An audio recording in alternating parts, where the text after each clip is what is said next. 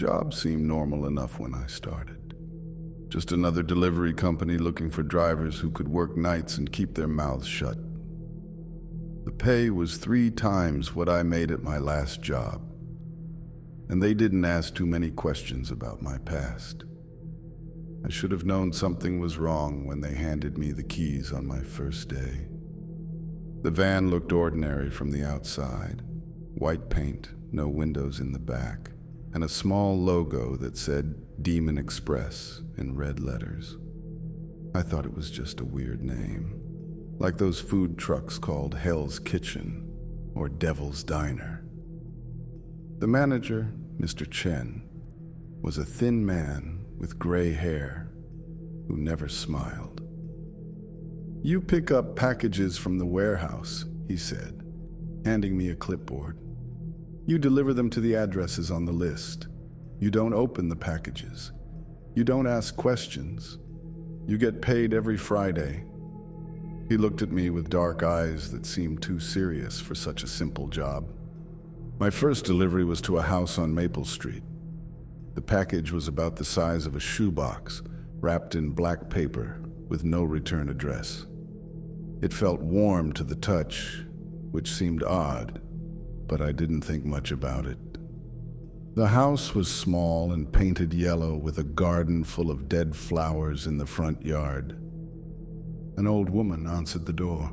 She looked sick, with pale skin and dark circles under her eyes. When she saw the package, her face lit up like Christmas morning.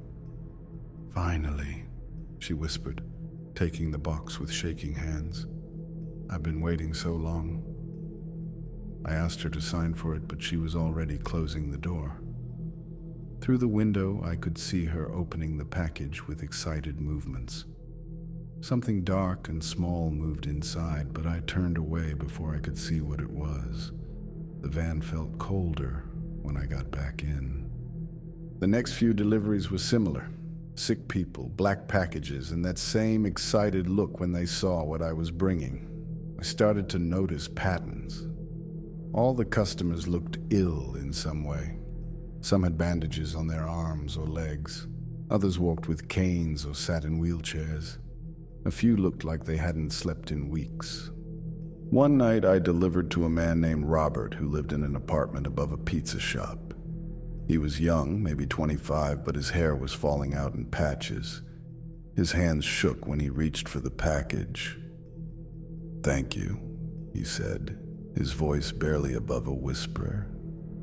"This is going to change everything." I wanted to ask what was in the packages, but Mr. Chen's warning echoed in my head. "Don't ask questions, just deliver and get paid." But the curiosity was eating at me like a hungry animal. Every delivery made me more suspicious about what I was really doing. The warehouse where I picked up the packages was in an old part of town, between a junkyard and an empty lot. It was a gray building with no windows and one metal door. Inside, the walls were painted black, and the only light came from a few bare bulbs hanging from the ceiling. The packages were always waiting for me on a metal table, along with the delivery list. I never saw anyone else at the warehouse. The packages just appeared, like magic. Sometimes they were warm. Sometimes they made soft scratching sounds.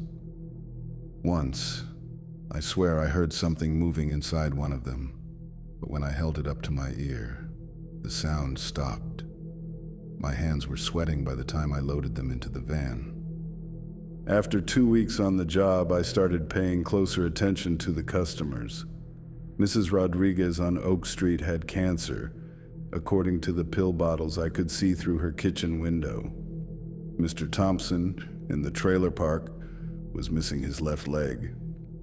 Sarah, the girl who lived near the school, had scars all over her arms from some kind of accident. They all looked desperate. Not just sick, but hopeless, like people who had tried everything and failed. When they saw me coming with their packages, hope would spark in their eyes. It was the same look I'd seen on my sister's face when she was dying, right before she tried that experimental treatment that didn't work. The packages were getting stranger. Some were bigger now, about the size of a small microwave. Others were tiny, no bigger than a matchbox. A few were so cold they left frost on my fingers. The black paper wrapping never changed, but the contents seemed to shift and move when I wasn't looking directly at them. One Thursday night, I delivered to a house where the customer wasn't home. The package was small and warm, and it was making a soft humming sound. I waited on the porch for 20 minutes, but no one came to the door. When I got back to the van, I noticed the package had gotten warmer. The humming was louder now, almost like singing. I was supposed to bring undelivered packages back to the warehouse, but something made me stop. I sat in the van with the engine running, holding the package in my lap. The humming was definitely coming from inside. It sounded almost like a lullaby, but in a language I didn't recognize. My fingers found the edge of the tape holding the black paper closed. "Don't open the packages." Mr. Chen's voice was clear in my memory. But I had to know. I had to understand what I was really delivering to these sick people. My finger slipped under the tape, and I pulled gently. The paper came away easily, as if it wanted to be opened. Inside was a small glass jar, about the size of a baby food container. The glass was dark, but I could see something moving inside. It looked like smoke, but thicker, more solid. As I watched, it formed shapes. A tiny hand, a face with too many eyes, wings that beat against the glass. The humming got louder and the jar grew warm in my hands. I dropped it. The jar hit the floor of the van and cracked, but didn't break completely. The thing inside pressed against the crack, trying to get out. Its tiny face looked up at me with hunger in its eyes. I wrapped the jar back up quickly and drove to the warehouse as fast as I could. The metal door was open when I got there, which had never happened before.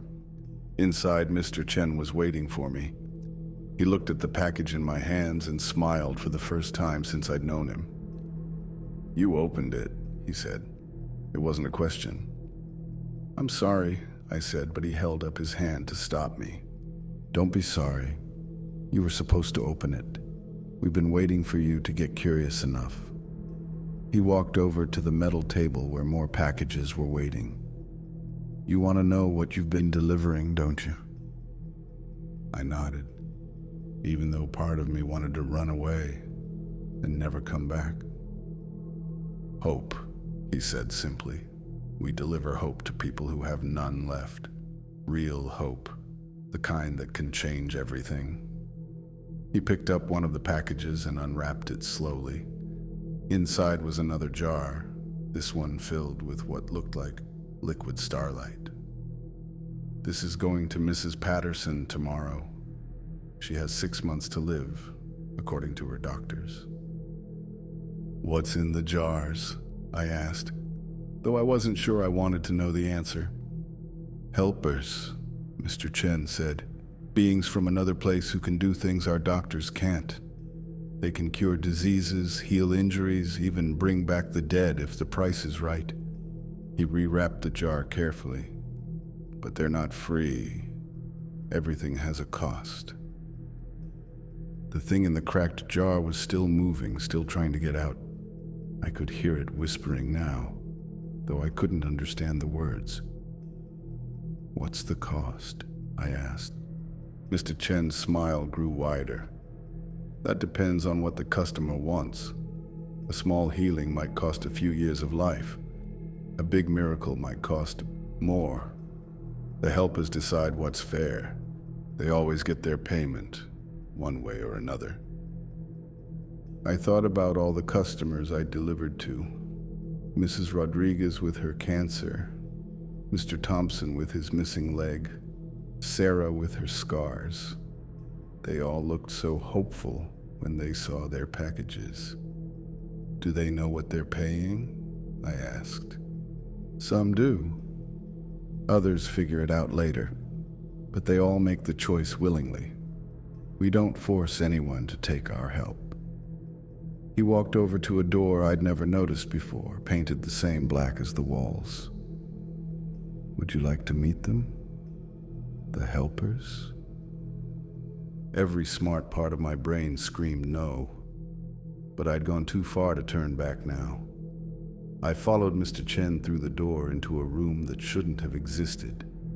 It was huge, bigger than the whole warehouse, with a ceiling that disappeared into darkness. The walls were covered with jars, thousands of them, each one glowing with a different color. Some of the jars were empty, waiting for new occupants. Others were so full of light they hurt to look at. A few were completely dark, and I could hear things moving inside them. The air smelled like sulfur and flowers at the same time.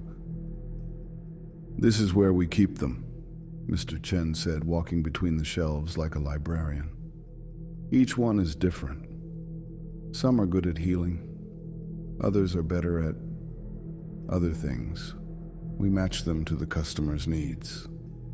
A jar near my head started glowing brighter.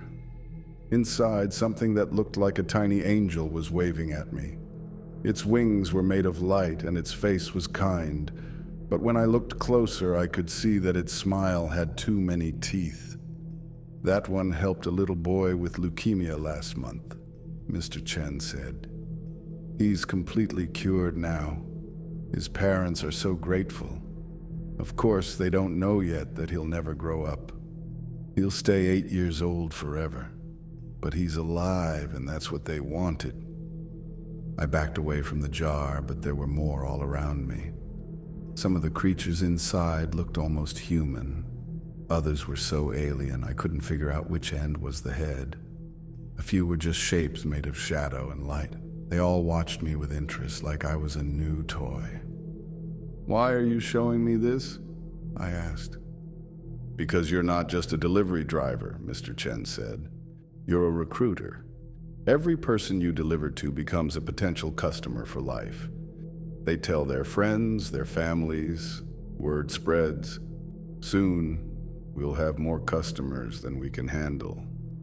The cracked jar in my hands was getting warmer. The thing inside had stopped trying to escape and was now just watching me. His tiny face looked almost sad. "What happens to them?" I asked. "The helpers?" "They get fed.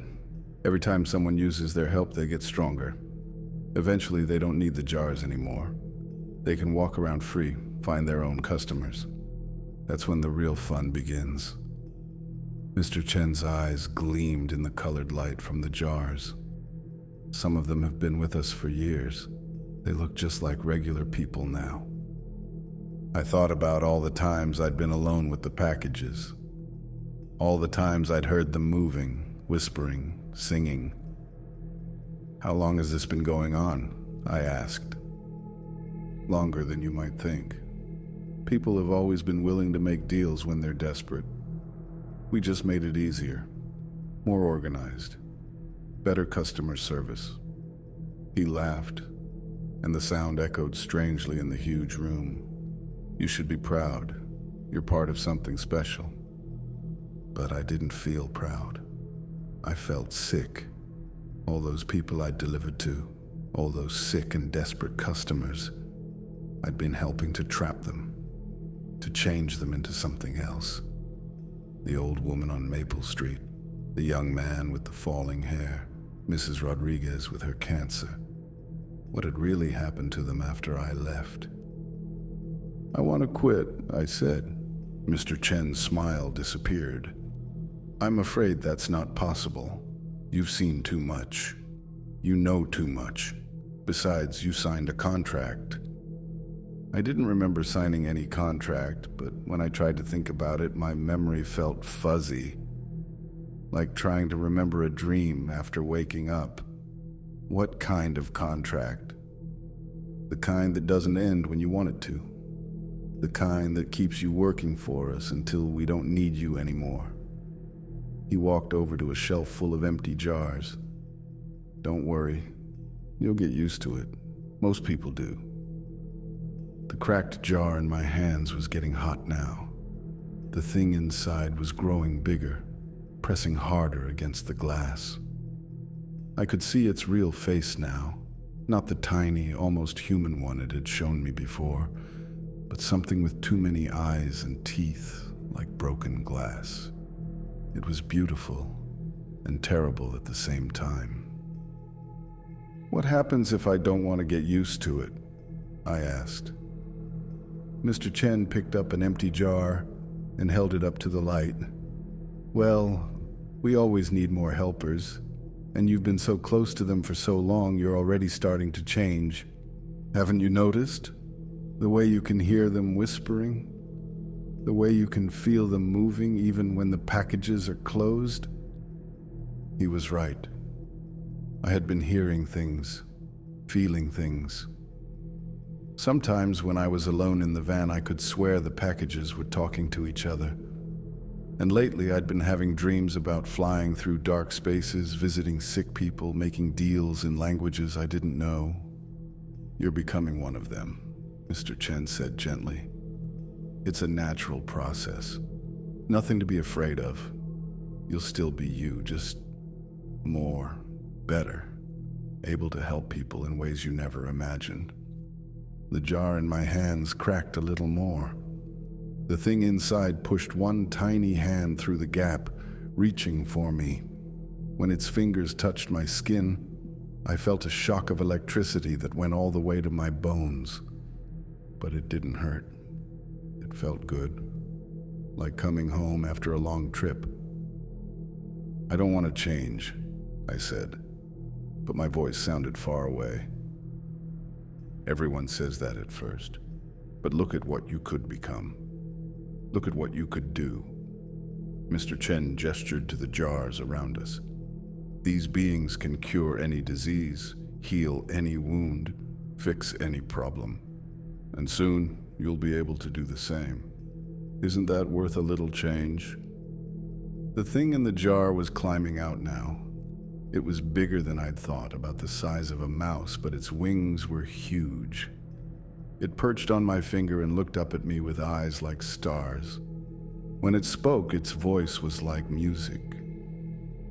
"We can help so many people together," it said.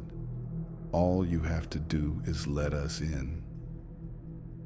I thought about my sister, who had died because the doctors couldn't help her. I thought about all the customers I delivered to, desperate for hope. Maybe Mr. Chen was right. Maybe this was a good thing. Maybe I could really help people. The little creature on my finger spread its wings and flew up to my shoulder. It whispered something in my ear, and suddenly I could understand all the other voices in the room. The jars were full of beings who wanted to help. They were tired of being trapped. They wanted to work with humans, to make the world better. "It's not so bad," I said, and I meant it. The fear was fading away, replaced by something warmer, something that felt like purpose. Mr. Chen smiled again. "I knew you'd understand. You're going to be one of our best. Now, let's get you ready for your new job." He led me deeper into the room, past shelves of jars, past creatures that waved and called my name. At the far end was a chair that looked like it was made of black glass. "Sit," he said, and I did. The chair was warm and comfortable. The little creature on my shoulder started to sing, and its voice was joined by others. Soon, the whole room was filled with music that sounded like joy and sorrow mixed together. I felt myself relaxing, sinking into the chair. "This won't hurt," Mr. Chen said. And he was right. It didn't hurt at all. It felt like floating, like flying, like becoming something more than I'd ever been. I could feel the boundaries of my body getting softer, more flexible. My skin started to glow with a soft light. The little creature on my shoulder wasn't little anymore. It had grown to the size of a cat, then a dog, then something bigger, its wings wrapped around me like a blanket. "We're going to be great friends," it whispered. "We're going to help so many people." I could feel my memories changing, becoming clearer and fuzzier at the same time. I remembered delivering packages, but now I also remembered being inside the packages. I remembered the customers' faces, but now I also remembered their dreams, their fears, their deepest wishes. I was becoming something that could grant those wishes. "How do you feel?" Mr. Chen asked. "Different," I said, and my voice sounded like music. "Better, like I was supposed to be this way all along." "Good. Tomorrow, you'll start your new job. Instead of delivering packages, you'll be inside them. You'll visit customers directly, help them with their problems, make their lives better. Doesn't that sound wonderful?" It did sound wonderful. I could already see myself helping people, curing diseases, healing wounds, bringing families back together. The old me would have been scared, but the new me understood. This was what I was meant to do. The transformation was almost complete. I could feel my body changing, becoming more flexible, more able to fit into small spaces. My skin was glowing brighter now, and I could see in the dark. The little creature that had been on my shoulder was now part of me, and I was part of it. We were one being, with the power to help and heal. "Welcome to the team," Mr. Chen said, and his voice sounded different too.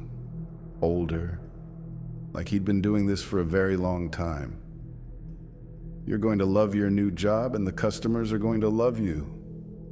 I stood up from the chair, but standing felt different now. I could float if I wanted to. I could change my shape, make myself smaller or bigger. I could see through walls, hear people's thoughts, feel their pain. It was amazing. "When do I start?" I asked. "Tonight. There's a little girl with a broken heart who needs your help. She's been waiting for someone like you her whole life." Mr. Chen handed me a small jar, but I didn't need it anymore. I could fit inside it myself, or I could travel without it. "Her name is Emma. She's 7 years old and she's dying. Her parents have tried everything." I could see Emma in my mind, lying in a hospital bed surrounded by machines. She was so small, so fragile, but I could help her. I could make her heart strong again, give her a long life, make her family happy. All I had to do was visit her, make a simple deal. "What will it cost her?" I asked, though I already knew the answer. "Nothing she can't afford. Maybe she'll age a little faster. Maybe she'll have bad dreams for a while. Maybe she'll see things other people can't see. But she'll be alive. That's what matters." I nodded. It made sense. Life was the most important thing, and everything else was just details. I could help Emma, and she would help me by making me stronger. It was a fair trade. "I'll take good care of her," I said. "I know you will. You're a natural at this." Mr. Chen walked me back toward the door. "Remember, be gentle with the customers. They're fragile, and always get their agreement before you help them. We're not monsters. We're healers." The van was waiting outside, but I didn't need it anymore. I could travel much faster on my own, slipping through shadows, moving through walls, flying through the night sky. But I kept the van anyway. It was part of my cover, part of the job. People expected delivery drivers to have vehicles. Emma's hospital was across town, a big white building with too many windows. I parked in the visitor's lot and walked through the front door like any normal person would. The security guard nodded at me, and I nodded back. I looked human enough, at least on the surface. The elevator took me to the children's ward on the 4th floor. Emma's room was at the end of the hall, past the nurse's station. Her parents were asleep in chairs beside her bed, holding hands. They looked like they hadn't slept properly in weeks. Emma was awake, staring at the ceiling. She was smaller than I'd expected, with dark hair and eyes that seemed too big for her face. Her heart monitor beeped slowly, irregularly. She was running out of time. "Hello, Emma," I said softly. She turned to look at me, and I saw recognition in her eyes. Not of me, but of what I was. Children were always more sensitive to these things. "Are you here to help me?" she whispered. "I am, but I need to ask you something first. Do you want to get better? Do you want to live?" "Yes," she said without hesitation. "I want to play with my friends again. I want to go to school. I want to grow up and have kids of my own. I can make that happen, but it won't be exactly the same as before. You'll be different, special. Do you understand?" She nodded.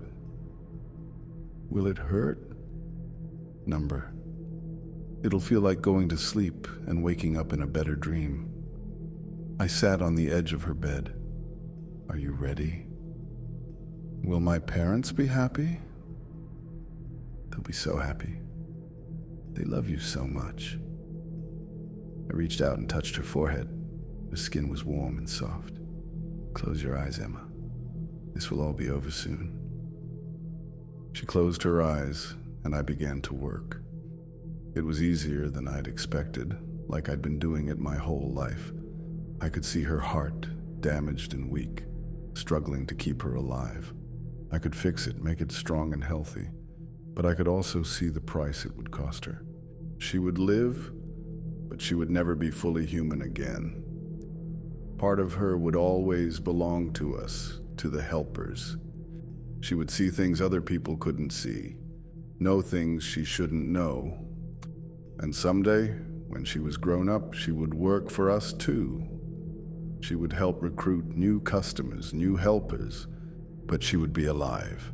She would grow up, go to school, have friends, maybe even have children of her own. The price seemed fair. I finished the healing and stepped back. Emma's heart monitor started beeping faster, more regularly. Color returned to her cheeks.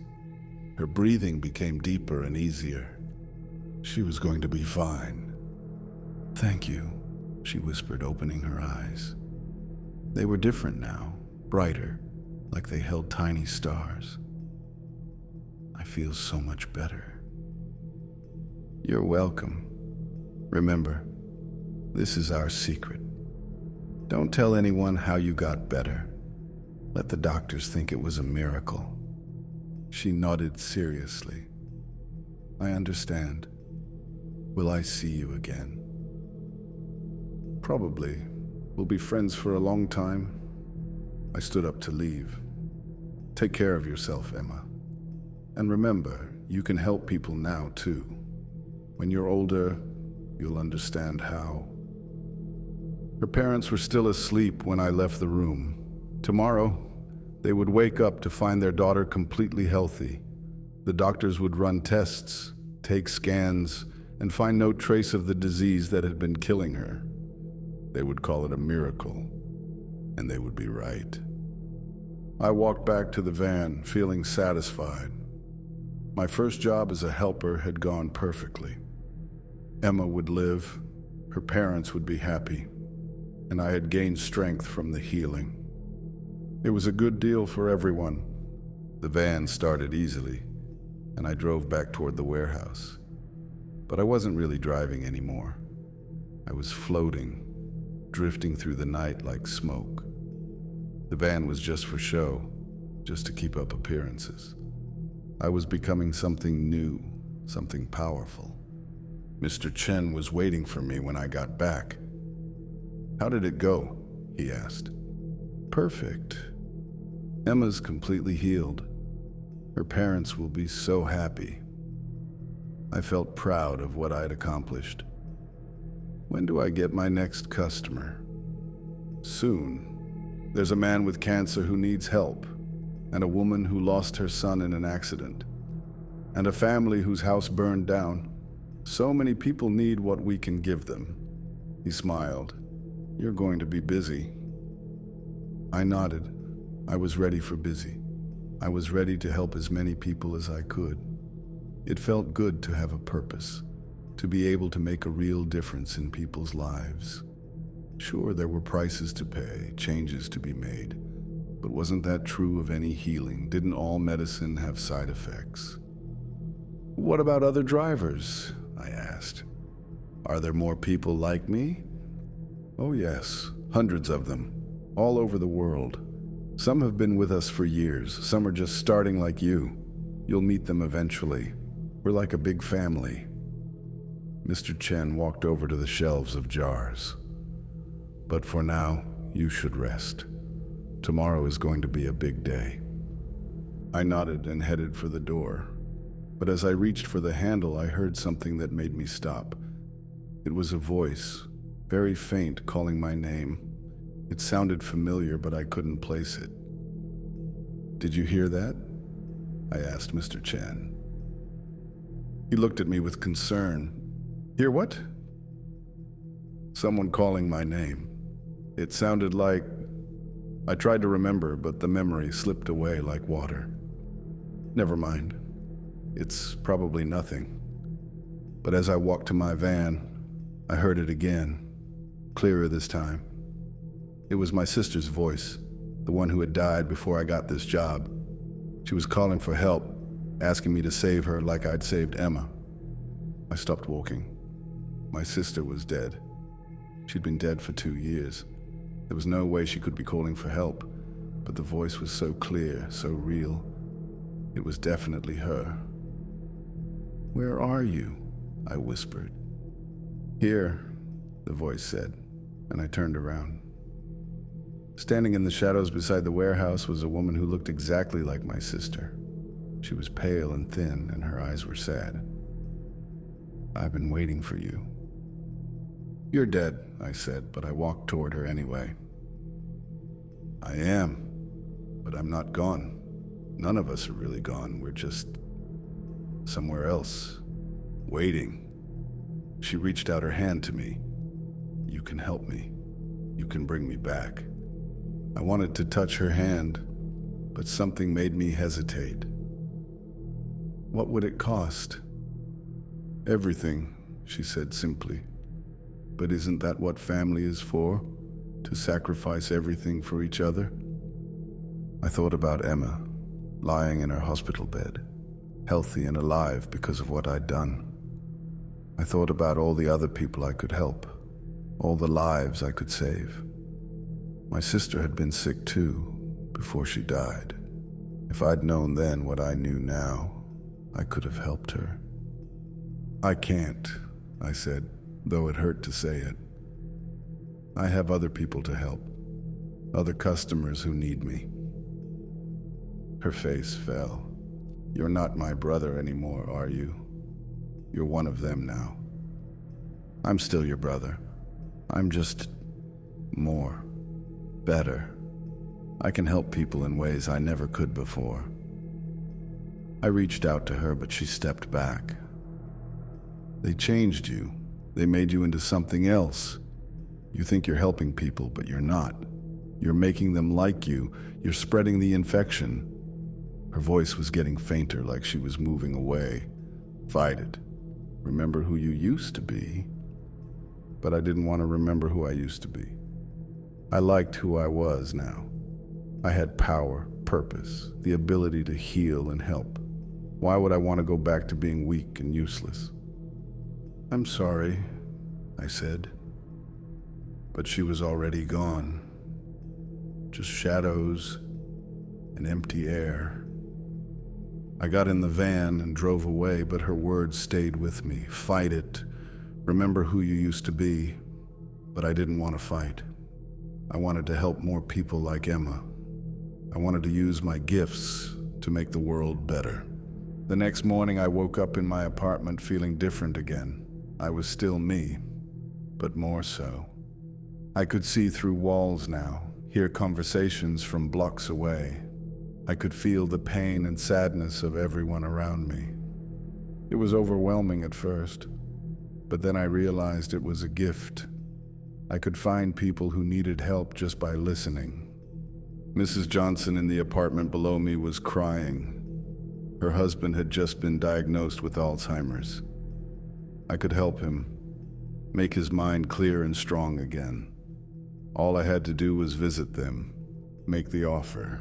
Mr. Peterson across the hall was coughing up blood. Lung cancer, probably. I could cure that too. It would be easy. The little girl in the apartment above me was having nightmares about monsters. I could make the monsters go away, give her peaceful dreams. She would sleep better, grow up happier. So many people needed help, so many opportunities to make a difference. I got dressed and went to work, ready to change more lives.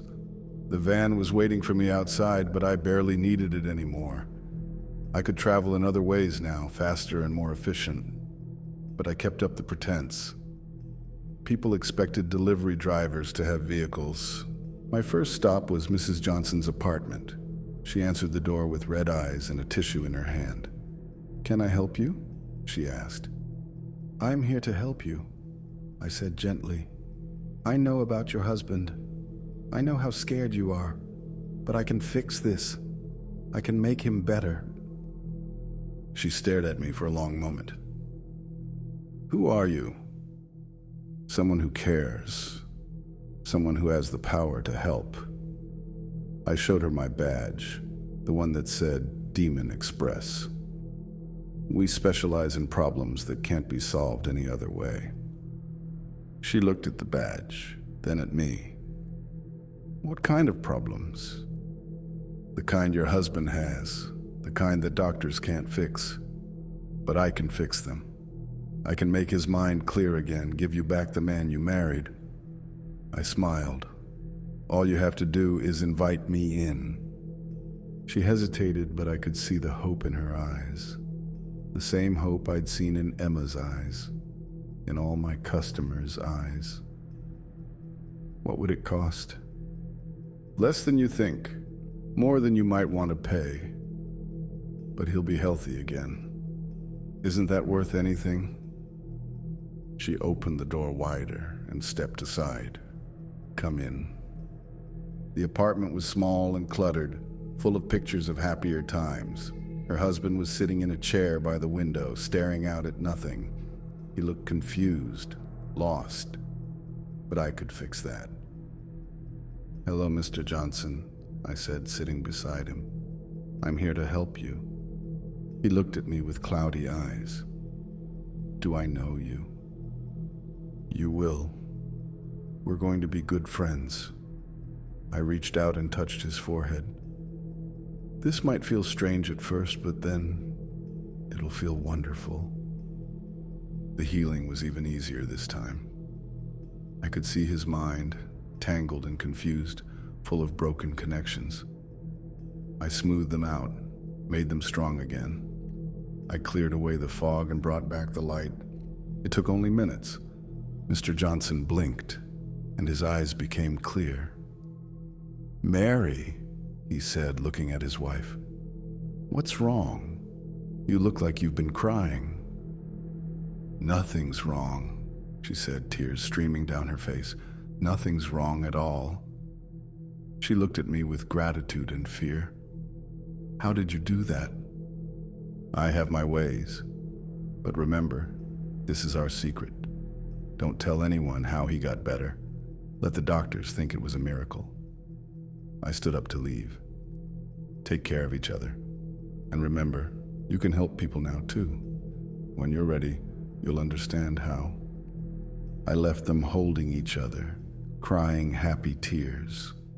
Another successful job, another family saved, another small piece of the world made better. But as I walked back to the van, I heard my sister's voice again. "You're not helping them," she said. "You're changing them, making them like you." I turned around, but she wasn't there. Just shadows and empty air. I was starting to think she was just in my head, a memory that wouldn't stay buried. "I am helping them," I said to the empty street. "I'm giving them what they want most." "At what cost?" her voice asked. "Look at what you've become. Look at what you're turning them into."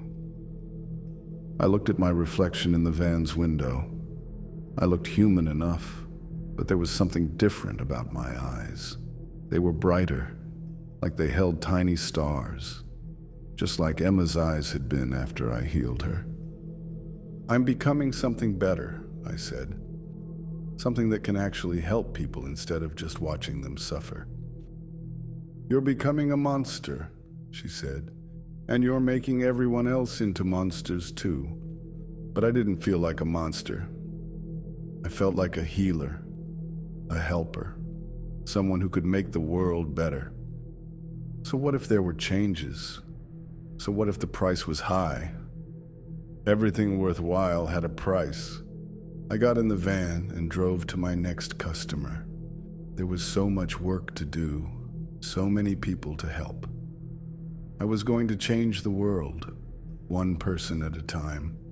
And maybe someday I would find a way to bring my sister back too. Maybe she would understand then. Maybe she would see that everything I was doing was for the best.